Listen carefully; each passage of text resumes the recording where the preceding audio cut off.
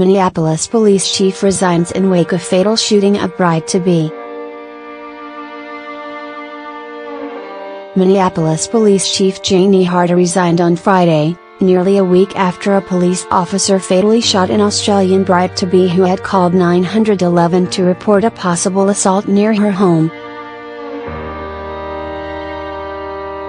Last Saturday's tragedy, as well as some other recent incidents, have caused me to engage in deep reflection, Harteau said in a statement.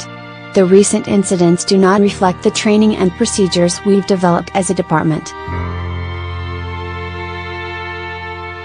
Minneapolis Police Chief Janeé Harteau, center, stands with Police Inspector Kathy Waite, left, and Assistant Chief Medari Harteau during a news conference on July 20, 2017 in Minneapolis. File Maria Alejandric Ardona, Minnesota Public Radio via app file. I've decided I am willing to step aside to let a fresh set of leadership eyes see what more can be done for the MPD to be the very best it can be. The fatal shooting of Justine Damond, 40, who had already taken her fiancé's last name, Damond, has prompted relatives and Australia's Prime Minister to demand answers to how she ended up dead at the hands of police. Damond was fatally shot by Officer Mohammed Noor, who was in the passenger seat of a police vehicle and fired through the driver's side window, Officer Matthew Harteau, who was driving, has said according to investigators. Harteau said he was startled by a loud noise right before the shooting, the State Department of Public Safety has said. Both officers had body cameras but they were not turned on, the Department of Public Safety said. Minneapolis Mayor Betsy Hodges thanked Harteau for her service, noting her 30 years of experience and ability to become a top law enforcement official in a male-dominated profession. Hodges, however, said she had lost confidence in Harteau's ability to lead the city's police department and asked for her resignation.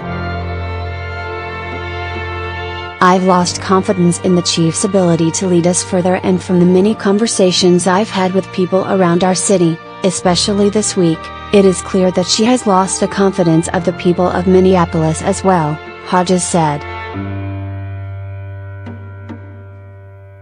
Related, grieving dad says Justine Damond was beacon to all of us. Hodges declared that new leadership was needed and said she accepted Harteau's resignation after the two had a conversation about it. Hodges pledged to move the city forward. The change did not satisfy some in the community.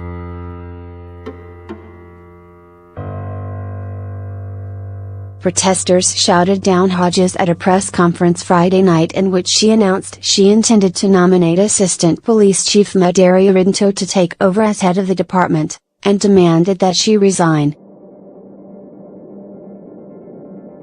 Play Facebook Twitter embed protesters interrupt Minneapolis Mayor's Police Chief nomination 3:20 autoplay copy this code to your website or blog. We do not want you as the mayor of Minneapolis, and we are asking you to resign, a man yelled at the event. Members of the crowd chanted bye, Betsy, before Hodges gave up and left. We're not going to be tripped by this effort, another man said into the microphone after Hodges left. The former chief wasn't doing her job, but we understand it's beyond the chief. The problem is, the institution. Hodges later returned and said she would not resign.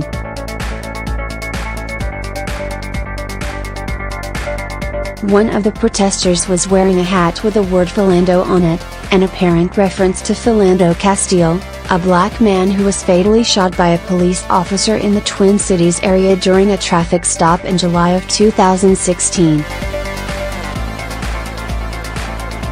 The officer who shot Castile, who was an officer of the St. Anthony Police Department, was charged but was acquitted by a jury last month.